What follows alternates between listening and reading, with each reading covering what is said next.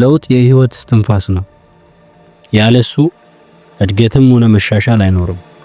ልክ እንደ ጸደይ አበባን እንደሚቀሰቅስ፣ ንፋስ ሸራችንን እንደሚገፋ፣ ለውጥም አቅማችንን እንድናውቅና ወደማናውቀው አዲስ ዓለም እንድንጓዝ ይጋብዘናል።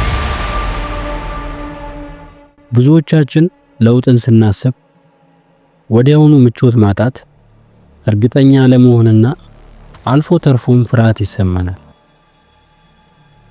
ያደግንበትን የለመድነውን ዓለም ትተን ወደማይታወቅ ጉዞ መሄድ ያስጨንቀናል። ነገር ግን አንድ ጥያቄ የራሳችንን ልንጠይቅ ይገባል። በእውነቱ የሚያስፈራው ለውጡ ራሱ ነው ወይስ ያንን ለውጥ ለመቀበል ያለን ድክመት? ታሪክ እንደሚያሳየን እጅግ ታላላቅ የሰው ልጅ ስኬቶች የተገኙት ሰዎች ገደባቸውን ለመፈተን በደፈሩበት ቅጽበት ነው።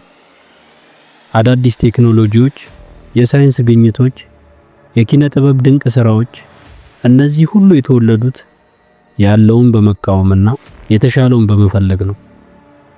እነዚያ ፈርቀዳጅ ሰዎች ይቻላል የሚለውን ቃል በልባቸው ጽፈው በፈጠራቸውና በጽናታቸው ዓለማችንን ለውጠዋል።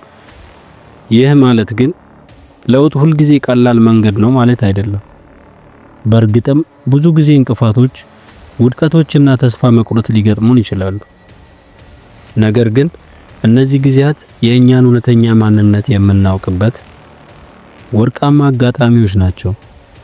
እያንዳንዱ ውድቀት ወደፊት ለመራመድ የሚያስተምረን ትምህርት አለው። እያንዳንዱ ፈተና የበለጠ ጠንካራ ያደርገናል። የለውጥ ኃይል በግለሰብ ደረጃም እጅግ ከፍተኛ ነው። አመለካከታችንን በመቀየር መጥፎ ልማዶችን በመተው አዳዲስ ክህሎቶችን በመማርና ከሁሉም በላይ ደግሞ በራሳችን በማመን ህይወታችንን ሙሉ በሙሉ መለወጥ እንችላለን።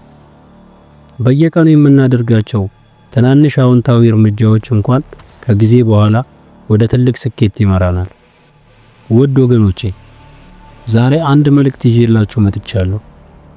ለውጥን አትፍሩ፣ ይልቁንስ ተቀበሉት።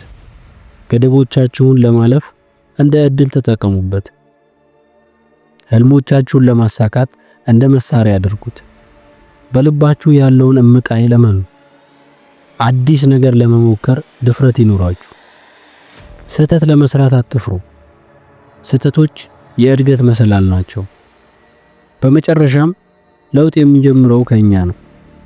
እያንዳንዳችን የራሳችንን ህይወት በመለወጥ በዙሪያችን ያለውን ዓለም በተሻለ ሁኔታ ለመቅረጽ አስተዋጽኦ ማድረግ እንችላለን። አንድ ላይ ሆነን አዲስ ታሪክ መጻፍ እንችላለን። የታላቅ እድገት፣ የብልጽግናና የጋራ ስኬት ታሪክ። ልባችሁን ለለውጥ ክፈቱ። አእምሮአችሁን ለአዲስ ሐሳቦች አስፉ። እጃችሁን ለእርዳታ ዘርጉ። እናም በጋራ የተሻለ ነገር እንፍጠር። አመሰግናለሁ።